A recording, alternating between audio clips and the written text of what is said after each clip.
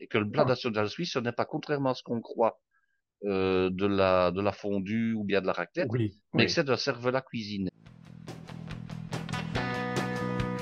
Sortez les œufs du frigo et mettez-les au repos 1 heure dans une assiette plate pour éviter qu'ils n'éclatent. Prenez une casserole pleine d'eau, mettez-la sur le fourneau, un peu de vinaigre dedans, vous évitera les tourments. 3, 6, 9, c'est la chanson des œufs. Chers amis, bien le bonjour. Soyez les bienvenus dans ce nouvel épisode avec mon ami Guy. Bonjour Guy. Mais bonjour Claude. Alors Guy, aujourd'hui, nous continuons un petit peu sur les salades avec un œuf poché. Et pour commencer, nous allons partir en Andalousie, je crois. Et nous allons partir en Andalousie parce qu'évidemment, on peut adapter les salades quasiment à toutes les régions Toutes les possibles et sauces. imaginables, donc il n'y Oui, a pas de oui, problème, hein. oui. Alors, la salade andalouse, qu'est-ce qu'on peut trouver en Andalousie? Allez, réfléchissons un petit peu. Il y a d'abord la salade de base. Alors, la salade de base, je suis un petit peu allé voir sur Internet ce qui se passait. Et apparemment, il y a une salade qui est connue, bien entendu, en France et en Belgique, et qui aurait un certain succès en Espagne, c'est la sucrine. Bon, Oui, oui, euh, ce qui n'empêche pas que vous utilisiez une autre salade si vous le souhaitez, hein. oui. Il y a pas de problème. Mais apparemment, la sucrine a l'air d'être une salade qui se consomme assez régulièrement en Espagne. Donc, si vous en trouvez, vous pouvez utiliser de la sucrine, l'équivalent d'un petit pain de sucrine par personne, hein, Oui, c'est même très bien. d'accord. Alors, qu'est-ce qu'on a en Andalousie? Ben, on a des olives, évidemment, des olives Bien noires, sûr. des olives vertes. Oui, oui. Je tiens à préciser concernant les olives qu'il y a eu un gros scandale il n'y a pas si longtemps que ça où on expliquait que la majorité des olives noires que nous consommions en conserve étaient en réalité des olives vertes qui avaient été colorées en noir avec de l'oxyde de fer. Oui, j'ai vu ça. Oui, oui. Donc voilà. Euh, je dirais prudence. Essayez d'acheter Oui. des olives noires authentiques et non pas des olives artificielles. Donc quand vous regardez la liste des ingrédients sur la boîte de conserve dans laquelle les olives se trouvent, si vous voyez que l'oxyde de fer apparaît, méfiez-vous. Ce n'est pas innocemment qu'il y en a. Donc à ce moment-là, vous achetez une autre olive si c'est possible. Vous pouvez aussi ne vous contenter que de prendre des olives vertes, mais je crois Oui, que mettre des vertes et des noires, ça peut être intéressant. oui. Vous en comptez, si vous en mettez des olives, vous en mettez 6 par personne, 3 vertes et 3 noires par assiette, évidemment. Alors, qu'est-ce Mhm. qu'on trouve en Espagne? On trouve deux types de charcuterie. Enfin, on en trouve beaucoup, mais il y a deux types de charcuterie qui sont assez réputés. Il y a d'une part le chorizo et il y a d'autre part le jambon qu'on appelle le jambon pata negra ou bien Oui, le jambon ibérique, hein. oui. Donc là, vous avez le choix. Vous pouvez utiliser soit l'un, soit l'autre, soit les deux. Alors, la manière de l'utiliser, si c'est du chorizo petit format, donc, je dirais en petites saucisses, vous pouvez très bien couper de simples petits biseaux. Si maintenant vous utilisez du chorizo gros format, vous coupez une julienne, vous taillez les tranches en Oui, julienne. oui. Alors, dans le chorizo, il y a trois catégories. Il y a le doux, donc sans piquant, il y a le pimenté, il y a le fort, et puis il y a même de l'intermédiaire. Donc là, vous avez de nouveau le choix. Soit vous prenez, selon vos goûts, hein, vous prenez soit l'un, soit l'autre. Là, vraiment, vous avez le choix. Oui. Alors, ce fameux jambon, ben, de nouveau, même chose, hein, vous pouvez le tailler en fine julienne et vous pouvez mélanger les deux juliennes, la julienne de chorizo et la julienne de jambon. Si maintenant, vous préférez faire plusieurs variétés de salades, je dirais, dans l'été qui arrive, ben, vous en faites une première avec du chorizo et puis l'autre, ce sera au jambon et vous ne mélangez pas les deux. Mhm. Et puis, vous avez les fromages. Les fromages en Espagne, ben, ils sont aussi très riches. Et il y a donc là, dans la région du centre de l'Espagne, ce n'est pas vraiment l'Andalousie, hein, mais vous avez le fromage de Manchego. Alors, il y a des Ah, fromages à la fois de vache, il y a des fromages de chèvre, il y a des fromages de brebis qui sont présents sous forme de pâte plutôt pâte dure. Alors, au niveau oui. de la technique, ça ne ressemble pas exactement à des gruyères ou à des comtés. Ce sont des fromages de petit format qui ressemblent plutôt aux fromages qu'on trouve en Italie. Mhm. Euh, mais voilà, ce sont des fromages extrêmement intéressants que vous pourrez couper aussi bien en lamelles qu'en petits dés. Alors, vous Mhm. choisissez, comme je vous ai dit, soit, je veux dire, ce sont des fromages qui sont cirés en plus. Donc, il y a une petite couche de cire Mhm. noire ou brune autour Mhm. qu'il est utile d'enlever. De la cire, Oui, ce n'est jamais très agréable, oui. comestible. Tout Bon, à ce n'est fait. pas du poison, hein, mais je Oui, dirais que les cires sont aux matières grasses, alors que la cellulose est aux glucides. Vous oui. savez ça? Oui. Donc, ce sont des matières grasses qui sont tellement complexes qu'elles sont indigestibles pour l'homme, Mhm. sans être pour autant toxiques. Mais enfin, Mhm. ce n'est pas la peine de les manger, surtout quand ce sont des cires issues du pétrole, évidemment, hein. Oui, Si c'est oui. de la cire d'abeille, il n'y a pas de problème. Si maintenant c'est de la cire issue de la pétrochimie, mon Dieu, il Ça ne vaut va mieux pas. l'enlever, c'est quand même mieux. Tout à Donc, vous fait. avez le fromage. Alors, au niveau du pain, vous prenez à ce moment-là du pain, disons un peu à l'ancienne, du pain campagnard, et vous allez même pouvoir, après qu'il eût été grillé, le passer avec un petit peu de purée d'ail. Mhm. Alors, la purée d'ail, il y a plusieurs manières de la faire. Soit vous prenez une gousse d'ail entière et vous allez la frotter sur le pain avec le côté enfin, le côté moins agréable, c'est que bien souvent, l'ail ne va pas se râper facilement.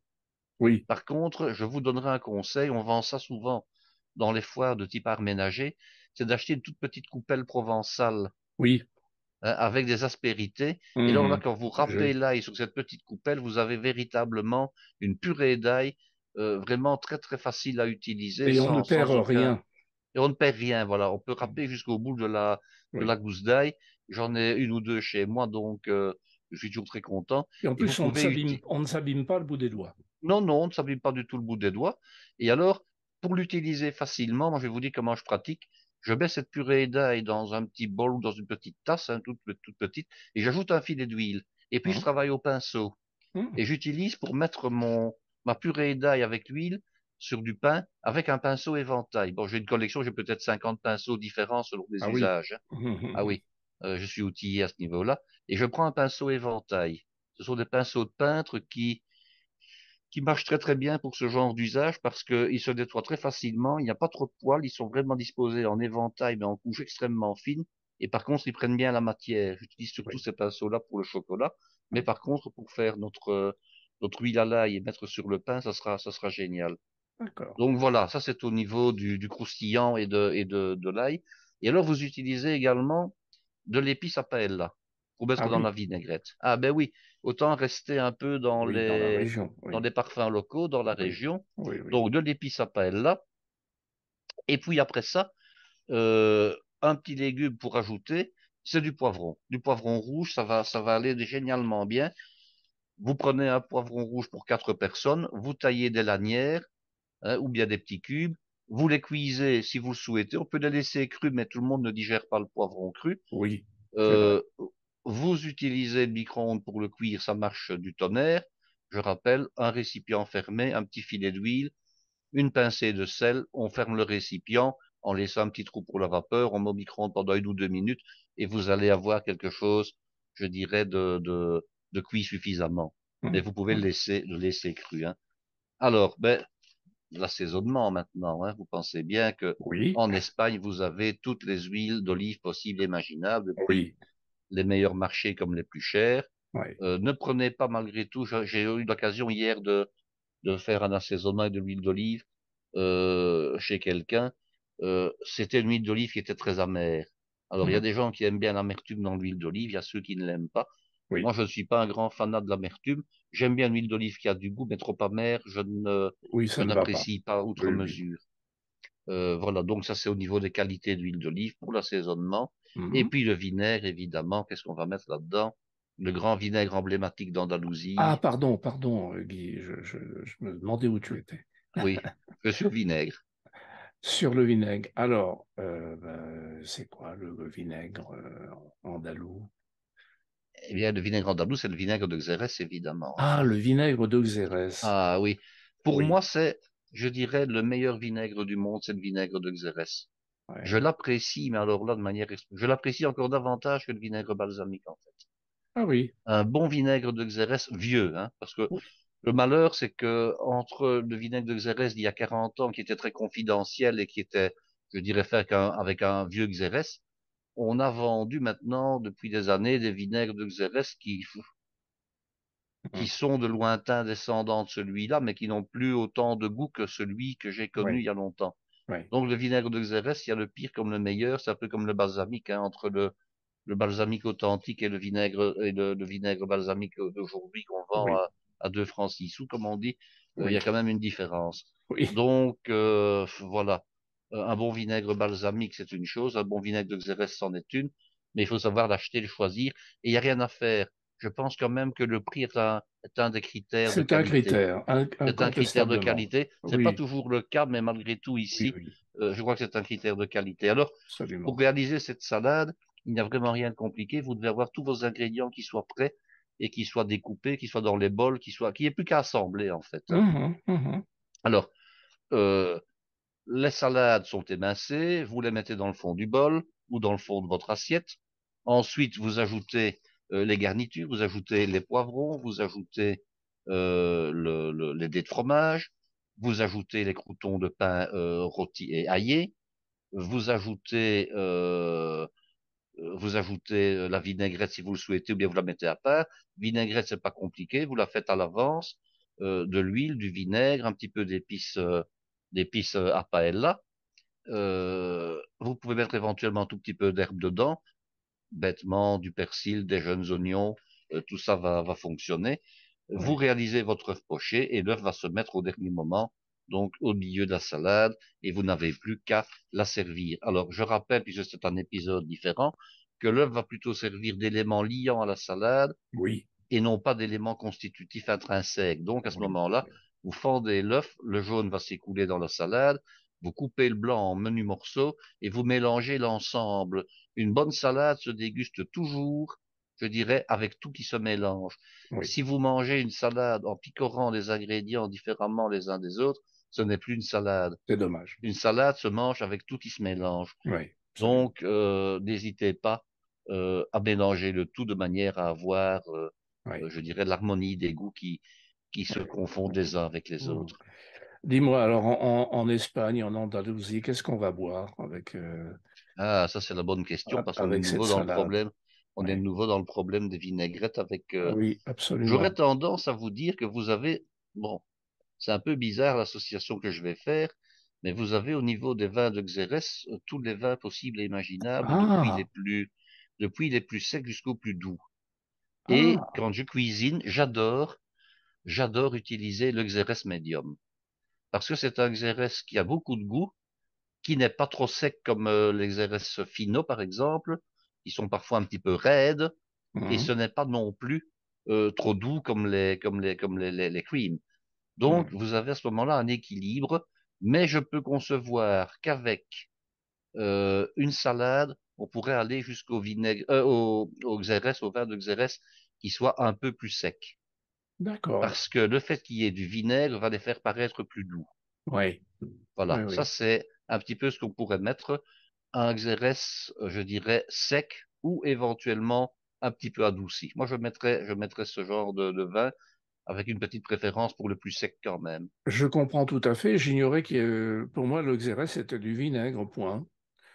Ah D'accord, non, donc non, non, non, non, c'est un vin qui ressemble d'ailleurs au Porto, mais avec une j'imagine. gamme beaucoup plus étendue, Oui. beaucoup plus étendue. En fait, quand je dis qu'il ressemble au Porto, bon, il ressemble au Porto du fait que c'est un vin d'apéritif, mais par contre, au niveau de sa fabrication, ce n'est pas exactement la même Hmm. chose, Oui, oui, parce oui. que c'est un vin qui ressemble plutôt à ce moment-là au vin jaune du Jura. Ah oui. C'est un vin oxydé, hein, le Xérès. Hmm. Donc, quand on est dans la variété des secs, on est vraiment dans des choses qui sont un peu raides, hein. De Mhm. nouveau, ça ne plaît pas à tout le monde. C'est la raison pour laquelle je me disais, le sec pour ceux qui aiment le sec, mais un peu plus doux pour ceux qui préfèrent quelque chose d'un peu plus arrondi. Voilà. Oui, oui. À Très défaut, à intéressant. défaut, Oui, à défaut, un vin rouge, hein, de toute façon, un vin rouge léger, oui, ça va fonctionner également, pas de oui, problème. oui, absolument. Oui. OK. Alors, si tu veux bien, Guy, nous partons au Mexique. Nous allons partir au Mexique. Alors, au Mexique, de nouveau, il y a toute une série d'ingrédients un petit peu, je dirais pas locaux, mais un petit peu emblématiques du Mexique, hein. Il suffit de penser tout simplement au chili con carne, hein. Oui, Donc, il y a pas de souci. Et alors, j'ai plutôt intitulé la salade Tex-Mex parce que oui, c'est à la fois le Mexique, mais c'est également le Texas. ah Et oui. les États-Unis ont deux salades que l'on retrouve dans quasiment toutes leurs préparations. C'est la salade iceberg et c'est la salade de type Lolo. La Lolo, ce Hmm. sont ces salades frisées. Je ne les aime pas beaucoup. Pourquoi? Parce qu'elles n'ont pas une bonne tenue à la vinaigrette. Ce sont des Oui, salades qui c'est sont vrai. fripées et qui se fripent très facilement. Oui, Vous mettez de la vinaigrette dessus, bon, ben, il ne faut pas la laisser traîner, sinon elle devient toute raplapla. Oui, Heureusement, oui, l'iceberg va donner ce côté croquant et ce côté tenu. Donc, oui, si oui. vous utilisez ces deux salades, retenez que vous devez les consommer très rapidement et ne pas les assaisonner une demi-heure à l'avance. Ça, Ouais. c'est important de le dire. Alors, qu'est-ce qu'on va trouver dans une salade, disons, un peu Tex-Mex comme ça? Eh bien, moi, je mettrais du bœuf cuit ou Ah oui. éventuellement du bœuf en salaison. Pourquoi? Mhm. Parce que dans le chili con carne, vous trouvez du bœuf, évidemment.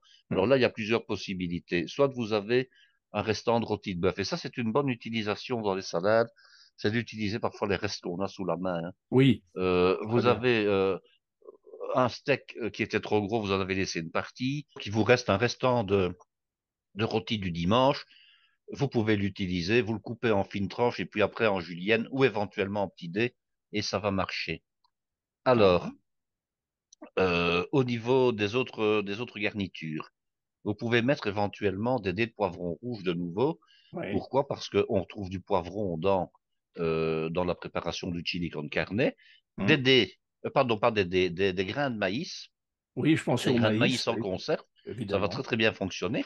Si Oui, vous voulez avoir un petit peu plus au niveau de la présentation, vous utilisez des mini épis de maïs en conserve, ça marchera très bien aussi. Et oui, ça va donner une belle présentation oui. à votre salade.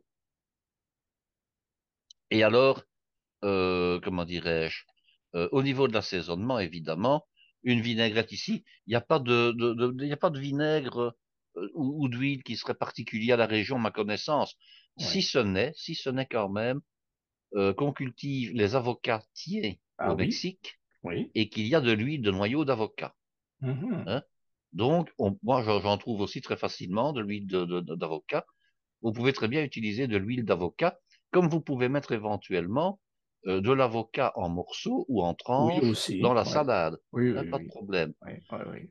Mais ce qui va être important, ce sera d'utiliser la fameuse épice Tex-Mex qui donne ce goût particulier. Oui. Alors, l'épice Tex-Mex, vous pouvez l'utiliser dans la vinaigrette, vous pouvez assaisonner la salade avec, mais vous pouvez aussi, si vous aimez le côté un peu piquant, c'est mettre des rouelles ou de la julienne de piment rouge dans votre salade. Aïe, aïe, aïe. Ah oui, parce que, Hmm. parce que, à ce moment-là, bon, vous mettez un peu moins de poivron, hein, le poivron, bon, c'est rouge, Oui.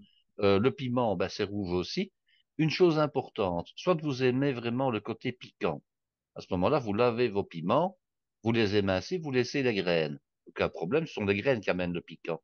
Oui. Si maintenant vous voulez un petit peu de côté piquant mais raisonnable, à ce moment-là, vous enlevez, je dirais, le pédoncule, vous fendez les piments en deux et vous enlevez les graines à une condition, c'est d'utiliser des gants de chirurgien pour le faire. Hmm.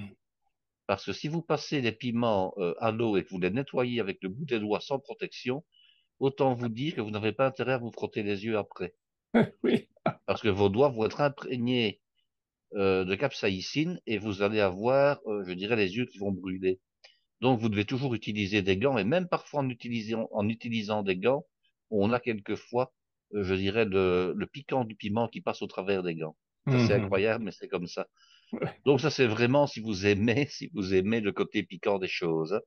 Ouais. Alors, ben, la réalisation de la salade n'est pas compliquée, hein. On termine Oui. toujours par l'œuf qu'on poche au dernier moment. On a d'abord garni ces salades avec les divers ingrédients, hein, et ensuite on termine par l'œuf qu'on met au dernier moment. Petite remarque, question croûtons, on peut mettre des croûtons de pain de nouveau grillés.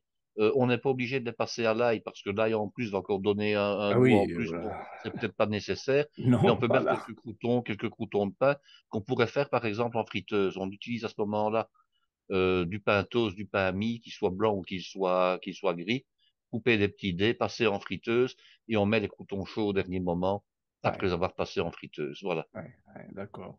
Et dis-moi alors, bon, sous forme de boutade, on boit de la tequila avec ça? Eh bien, je ne boirais pas de la tequila, non. Par Non, contre, il y non, a mais toute je une série plaisante. de bières mexicaines et il y a entre autres la fameuse bière dans laquelle on met un petit morceau de citron, parfois même dans la bouteille. Ah On met oui. un petit morceau de citron vert. C'est Ah, une bière qui a eu beaucoup de succès chez nous et on pourrait justement l'utiliser il y a la Corona, hein, qui est aussi une bière mexicaine oui, mais enfin qu'on bon, la pourrait utiliser. C'est une Corona, bière blonde, hein, voilà. tu en as bu de la Corona? Oui, j'en ai déjà bu, Bon, parce qu'on la trouve c'est aussi très facilement. c'est vraiment pas terrible, hein. Bah, non, mais enfin, D'un autre côté, ce n'est pas une Ça- bière qui a des prétentions, hein. non, absolument, mais bon, ça n'a pas de goût. Enfin, C'est moi, pour ça qu'on met du citron avec, d'ailleurs. tout à fait, tout à fait. J'ai Mais je goûté suis pas, ça. je crois que j'en ai bu une dans ma vie, comme ça ne m'a pas goûté. Bon, ben voilà, mais Pareillement, j'ai goûté, tout le monde en faisait oui. un plat, de la Corona. Non, non, non, Bon, arrêtez, quoi. Bon, c'est pas extraordinaire. excusez-moi, chers amis, hein, mais vous avez bien compris, la Corona, bon, hein, il y a mieux. Ah, il y a mieux, évidemment, hein. Bon, Il y a mieux. alors, Guy, eh bien, nous revenons un petit peu par chez nous et tu vas nous parler de l'Helvétie, Je d'une... vais vous parler d'Helvétie parce qu'il y a moyen aussi avec des produits qui sont plus typiques de la cuisine suisse de réaliser Absolument. une salade avec un œuf poché qui aurait un petit peu cette connotation.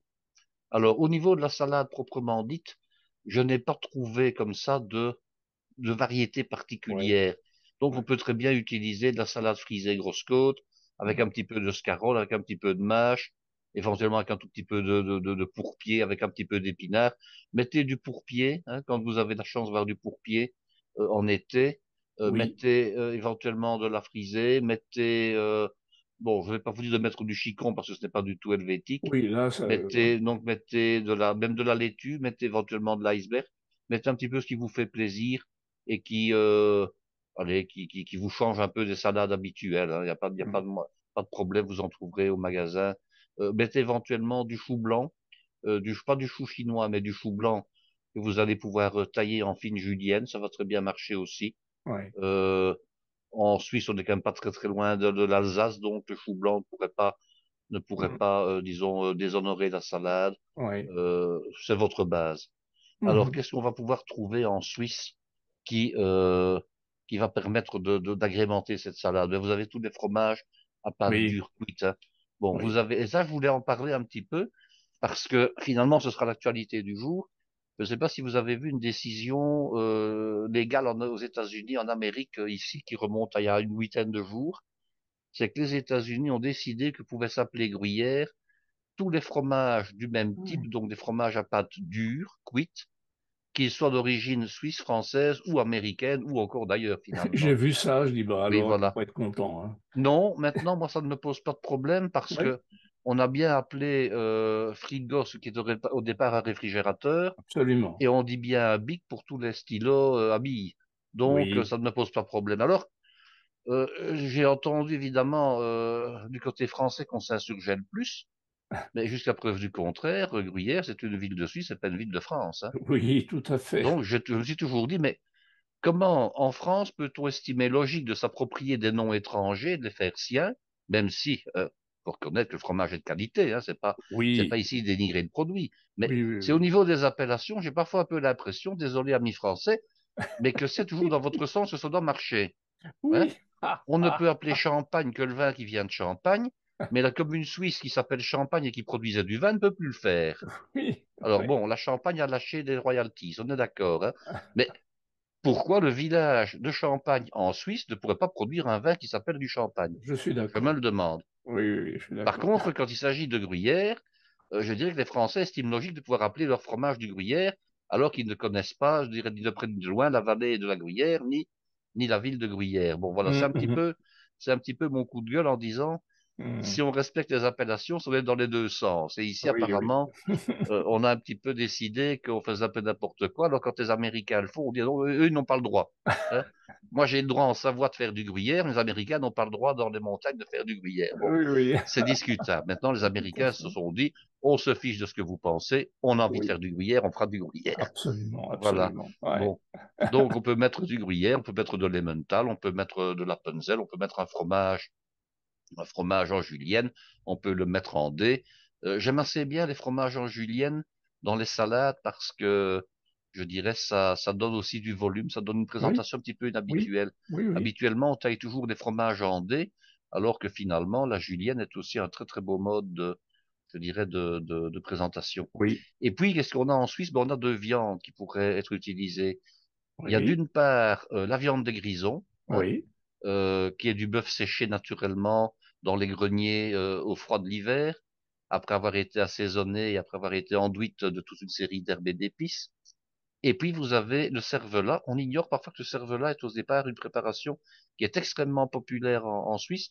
Et je me suis laissé dire que le cervelas, dont je parlerai un jour plus longuement, euh, est à base du plat national suisse. Et que le plat Ah, national suisse, ce n'est pas, contrairement à ce qu'on croit, de la fondue ou bien de la raclette, oui, mais que oui. c'est de la cervelas cuisinée. Bon, voilà.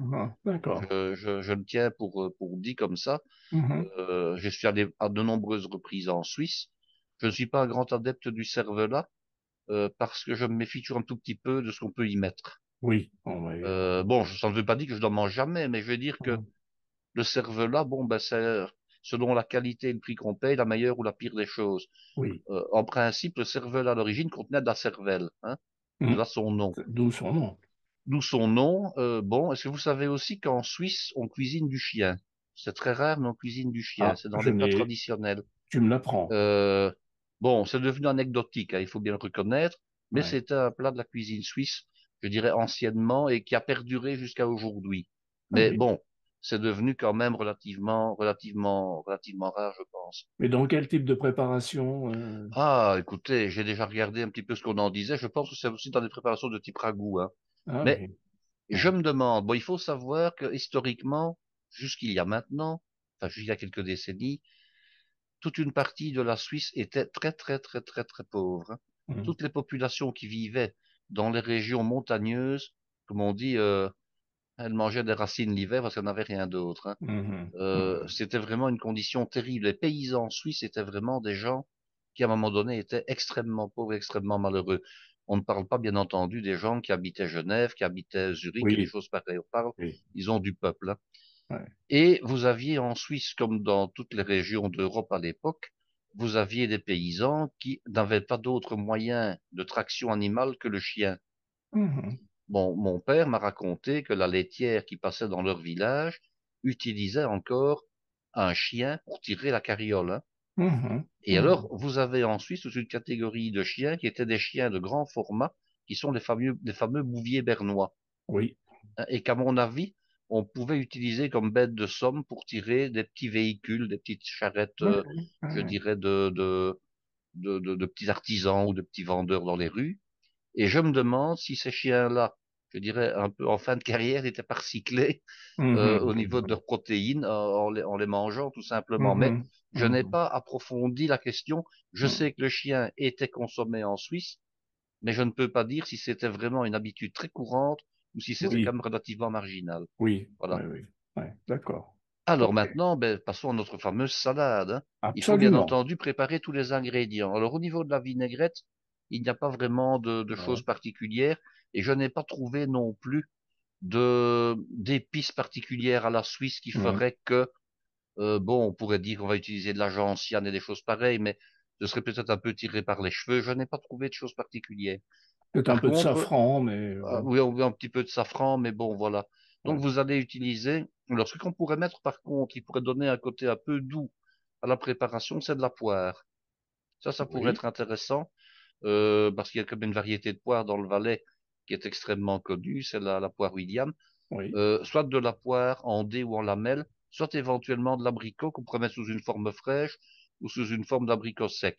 Mais il Mhm. faut bien se rendre compte qu'associer de l'œuf poché avec un fruit, c'est un petit peu spécial. Mais Ça ça me pourrait choque, se faire. ça me Ça choque pourrait, pas. ça pourrait se faire. Oui, Vous avez également au niveau du croustillant, on pourrait très bien utiliser de l'amande parce qu'on trouve de l'amandier aussi oui, un peu en Suisse. On pourrait mettre un tout petit peu d'amande effilée légèrement grillée au four doux pour donner ce croustillant. Alors au niveau du pain, bon, il n'y a pas de pain, je dirais, qui soit vraiment typé à l'étranger, qui fasse oui, penser à la Suisse. oui, Bon, vous faites des petits croûtons traditionnels non aillés, hein, dans ce cas-ci, oui, oui, pour mettre un petit peu de croustillant si vous ne mettez pas d'amande. Alors, le niveau de l'assaisonnement, ben de nouveau, hein, soit on travaille à la crème, parce que la crème et la Suisse, c'est quand même vraiment oui. une notion qui va avec. Mhm. Alors, il y a la fameuse crème de la Gruyère, hein, Ah oui, euh, dont dont tu as on a déjà déjà parlé. parlé.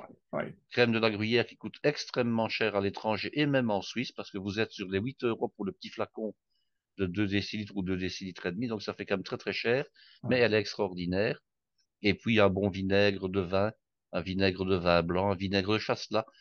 Je rappelle que le chasselas est le cépage emblématique de la Suisse, Mhm, surtout du Valais.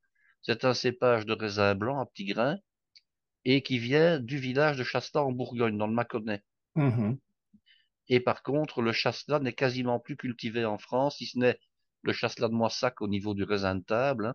Mais le chasselas pour en faire du vin, en France, n'est quasiment plus cultivé, à part justement à Chasselas où il y en a encore un petit peu. Mais mhm. le chasselas, c'est le cépage avec lequel on fait le fameux fendant. Donc, Voilà. si vous allez un jour en Suisse et que vous trouvez que localement on fait du vinaigre avec le vin blanc de Chasselas, vous pouvez acheter du vinaigre comme ça, mais c'est un petit peu capillotracté. À la limite, vous prenez un bon vinaigre de vin blanc traditionnel, ça fera Mhm, l'affaire, hein. mhm, Mais de mhm. nouveau, hein, c'est pas compliqué, vous préparez tous vos ingrédients, et puis lorsque c'est fait, vous réalisez votre sauce. Alors la sauce, évitez de mélanger de l'acide et de la crème. Ça ne marche pas bien ensemble. Oui, Il faut les mettre séparément. Donc vous assaisonnez avec le vinaigre votre salade et vous mettez la crème que vous déposerez, je dirais, sous la salade en garniture. Elle va amener le côté moelleux, le côté gras, mais ne mélangez pas les deux ensemble, sinon vous allez avoir une espèce de pâte épaisse. oui, oui, La crème oui. va coaguler avec le vinaigre. Ouais. Or, la crème de la gruyère est déjà épaisse. Mhm, Si vous ne trouvez pas de crème de la gruyère, vous prenez une belle crème fleurette à 35% de matière grasse et ça va faire l'affaire, hein, il n'y a pas de souci. mhm, mhm. D'accord. Donc, vous terminez évidemment par l'œuf que vous L'œuf mélangerez avec le poché, ouais. restant de la salade, par l'œuf Ouais, poché, ouais. hein, et vous aurez comme ça à la fois, je dirais, de la julienne, soit de viande de grison, soit de la julienne ou des toutes petites tranches de cervelas. Vous aurez la julienne du fromage, vous aurez la crème qui va lier tout ça, l'œuf qui va lier tout ça, et ce sera une salade, je pense aussi, qui sera particulièrement agréable pour Absolument. changer de l'habituelle salade. Ici, vous avez 12 salades, vous aurez de quoi faire tout votre été, hein. Oui, Depuis le 15 juin jusqu'au 15 septembre, vous avez une salade différente par semaine, hein, sans aucun ouais, problème. ouais, ouais, absolument.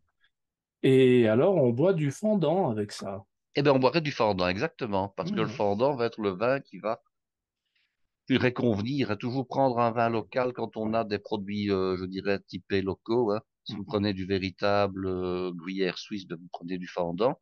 Si maintenant vous utilisez plutôt du comté, hein, parce que bon, le comté est quand même un fromage qui est très très proche du gruyère malgré tout, à ce moment-là, vous utilisez un vin blanc du Jura, tout simplement. ouais, ouais. OK.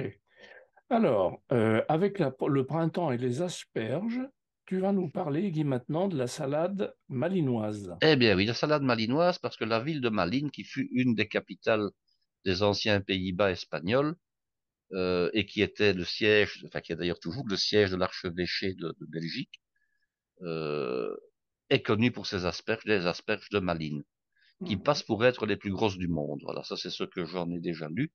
Ce mhm. sont des asperges qui sont extrêmement qualitatives, un peu coûteuses, mais par contre qui valent le déplacement. On les cultive pas Malines même, on les cultive, disons, dans la banlieue, dans les champs qui sont Mhm. autour de la ville.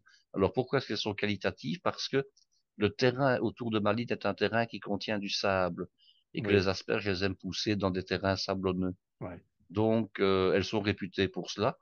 Ce sont des asperges blanches, extrêmement fondantes, euh, relativement peu fibreuses, qu'on va consommer au printemps lorsque la saison commence. Et elles coûtent toujours plus cher que les asperges blanches, disons, habituelles, traditionnelles. Elles coûtent un Oui, peu plus cher. ouais. Ça, c'est connu. Alors, il y a en Belgique aussi des variétés d'asperges vertes qu'on appelle les asperges de Roulers, ben, qui sont les asperges vertes, je dirais qu'on connaît partout ailleurs. Mais les malines sont des asperges extrêmement réputées, avec laquelle on réalise les fameuses asperges à la flamande en été, enfin, du moins à la saison des asperges. Donc, ce sont des asperges qui sont cuisinées au bouillon salé et qui sont ensuite servies avec une sauce au beurre, au persil et aux œufs durs, avec Mhm, un peu de sel, de poivre et de noix de muscade. Alors, mhm. pour réaliser cette salade, vous prenez ici de nouveau une belle salade croquante dans laquelle vous pourrez mettre un tout petit peu de chicon, parce que la région de Malines est également la région dans laquelle on cultive les chicons, c'est-à-dire dans le Brabant wallon, le Brabant flamand, pardon. Donc, vous prenez par exemple de l'iceberg, vous prenez par exemple de la romaine, une salade croquante, et vous mettez un petit peu de chicon taillé en longues juliennes, de manière à donner à la fois un petit peu d'amertume et un petit peu de volume. Alors, les asperges, si on vous dit malinoise, vous devez prendre des asperges blanches. Mhm. Maintenant, rien ne vous empêche, si vous aimez les vertes, de mettre blanches et vertes, mais en Oui, principe, ce sont uniquement des blanches. Alors, ouais. vous allez cuire les asperges de la manière suivante. Vous avez dans les asperges, vous avez à la fois la pointe et vous avez la base de l'asperge. Oui. On ne cuit pas les pointes et les bases des asperges de la même manière. Oui. C'est pour ça qu'on a inventé les casseroles à cuire les asperges où on Oui. a la pointe qui est au-dessus de l'eau et qui cuit à la vapeur parce qu'elle est beaucoup plus Absolument. tendre. Oui. Ici, vous allez pouvoir tailler vos asperges avant de les cuire. Donc, vous allez éplucher la base de l'asperge et vous Oui. allez tailler vos asperges au moins en 4 ou 5 morceaux en biseau. Vous Mhm. allez avoir les bases qui sont un tout petit peu plus longues à cuire. Alors, vous les cuisez ou séparément, ou vous les cuisez ensemble, mais en ajoutant les parties de la pointe après que l'autre partie ait commencé à cuire, une Oui. minute ou deux après, de Oui. manière à ce que votre asperge, que ce soit la pointe ou que ce soit la base, ait la même consistance et le même degré de cuisson. Oui. Oui. Ça, ce serait l'idéal, évidemment. Mhm. Alors, le mieux, c'est de les cuire séparément, hein, mais bon, si vous ne voulez pas Oui. faire trop de difficultés, alors Oui. vos asperges, vous les cuisez à l'avance, et puis vous les mettez en marinade courte. Alors, qu'est-ce qu'une marinade courte? C'est une marinade avec un tout petit peu d'huile, du sel et du poivre moulu au dernier moment, de manière, alors il n'en faut pas beaucoup, hein. Pour 4 personnes, une cuillère à potage d'huile Mhm. est suffisant, pardon. Donc, vous mettez une cuillère à potage d'huile, une huile de maïs, par exemple, hein, Oui. du sel, du poivre, et vous laissez mariner. Si vous voulez que ça ait beaucoup plus de goût, vous n'allez pas respecter je dirais la tradition, mais vous pourriez mettre de l'huile d'olive. Ah oui. Mais on ne produit pas de l'huile d'olive à Malines, donc évidemment, vous sortez un petit peu du cadre de l'appellation, mais ce sera beaucoup plus goûteux. Oui. Alors, qu'est-ce qu'on pourrait mettre également comme autre légume? Un légume qui est, disons, d'apparence printanière, comme ça, qui va très bien aller avec l'asperge, ce sont des grains de maïs également. Oui. Oui. Grains de maïs et asperges, ça va très bien aller ensemble. Mhm. Mhm. Alors évidemment, ben, des croûtons de nouveau, hein, des croûtons tout à fait ordinaires, avec pas d'ail, hein, avec, je dirais, fait en pleine friteuse, ce sera génial. Ils seront petits, ils seront bien dorés. Votre œuf poché. Alors la vinaigrette, de nouveau, essayez de prendre un vinaigre de bière, ce serait génial. Oui. Une huile neutre, huile de soja, huile de maïs, huile d'arachide. Et alors au niveau, je dirais viande, je mettrai un petit peu de jambon blanc, mais un beau jambon blanc. Alors il y a un jambon en Flandre qui ressemble au jambon de Parme, c'est ce qu'on appelle le jambon Ganda. Bon, il ne vient pas de Malines, hein. Il vient de, il vient de la ville de Gand. Il peut être utilisé après avoir été taillé en julienne, mais vous pourriez mettre également une autre viande qui est vraiment typique de la région des Flandres, c'est ce qu'on appelle le filet d'Anvers. Ah Alors le oui. filet d'Anvers, j'en ai parlé, Tu en as parlé. c'est une viande de bœuf ou de cheval, mais c'est plutôt du bœuf maintenant, qui est à la fois salée et qui est légèrement fumée, que Mhm. l'on trouve très facilement en charcuterie et qu'on peut tailler également en julienne. Donc la viande du filet d'Anvers peut très bien convenir, mais j'avoue que esthétiquement, je préférerais plutôt du jambon plutôt que de la viande de bœuf. Mais ça, Oui. c'est une question de goût. Mhm. Alors ben, comme d'habitude, hein, tous les ingrédients doivent être prêts. Vous faites votre assemblage au dernier moment. Là, vous pouvez faire votre vinaigrette, je vais dire à l'avance, comme c'est de l'huile et du vinaigre, tout simplement. C'est un peu mal de tourner ou de faire quoi que ce soit. Un petit peu de moutarde dans la vinaigrette pour donner un petit peu de peps. Il y a en Flandre une moutarderie qui s'appelle la moutarderie de chez Tirentijn à Gand. Euh, un petit peu de moutarde, je dirais, traditionnelle ou alors à l'ancienne ou bien traditionnelle, plus fine. Mhm. Aucun problème. Assaisonnement au dernier moment. Un peu de persil finement ciselé pour terminer, ou un peu de ciboulette ou un peu de jeunes oignons et D'accord. votre assiette ou Et, votre bol de salade malinoise et belle. est terminé de nouveau. Là, ce sont les asperges qui vont donner l'appellation caractéristique au plat. Oui. Tu as une bière qui peut aller avec Oui, les j'ai une asperges? bière. Alors, localement, il y a une bière qui est produite qui s'appelle la Carolus. Oui. C'est la bière de Charles-Quint, Ah, qui est une bière légèrement ambrée et qui, pour moi, me semble aller parfaitement avec ce genre de plat. d'accord. Euh, Sans compter qu'on produit également du vin dans la région. On Ah, produit un vin blanc, qui est le vin du Hageland, qui n'est pas très éloigné de la ville de Malines, et on pourrait utiliser ce vin blanc comme accompagnement. d'accord. OK. Alors, si mes souvenirs sont bons, le Hageland, ça veut dire le pays des haies, si je Ah. me rappelle de mes cours de géographie. Donc, c'est un vin qui est issu de la région là-bas des basses collines de Flandre, et Mhm. qui a quand même pas mal de succès maintenant au niveau local, et c'est un vin qualitatif, c'est du chardonnay, hein. D'accord. Très bien. Oh, bon, voilà. Ben Eh voilà, bien, des euh, idées pour l'été. voilà, de belles salades en perspective. Alors, c'est vrai que si elles sont bien fournies, ça fait un peu un plat principal, quoi, hein. Ah ben on peut manger ce plat-là, soit le midi sous forme de lunch, hein, Ouais, ouais, avec un petit dessert après, et puis on peut ouais, le manger aussi comme plat du soir, hein, y a pas de problème. absolument. Et alors selon la quantité, bon l'œuf évidemment ce sera toujours l'œuf, mais selon qu'on adapte la quantité, on peut aussi le consommer en entrée, hein, y a Oui, pas tout de, à fait, pas de oui, problème, hein, en absolument, entrée servi, absolument. servi avec Ok, un autre plat après, y a pas de souci. très bien. Chers amis, j'espère que vous êtes satisfaits de ces belles recettes que Guy vient de nous donner. Et on vous dit à très bientôt, chers amis. À très bientôt. Bonsoir Guy. Au revoir Claude. Au revoir.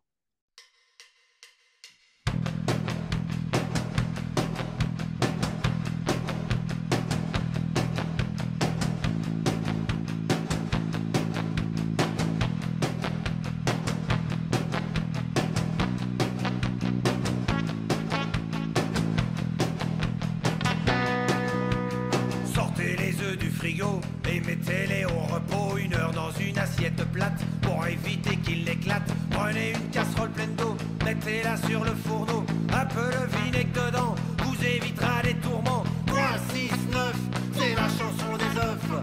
Pour ne jamais les rater, suffit de savoir compter. Quand il y a ébullition, plongez vos œufs dedans. Dès que le bouillon repart, attention prêt, top départ. Si vous les aimez coulants, vite ne perdez pas de temps. Comptez 3 minutes maxi, dès que l'eau a rebouilli. 3, 6, 9, c'est la chanson des œufs. À la coque c'est vraiment bon, si vous suivez cette chanson.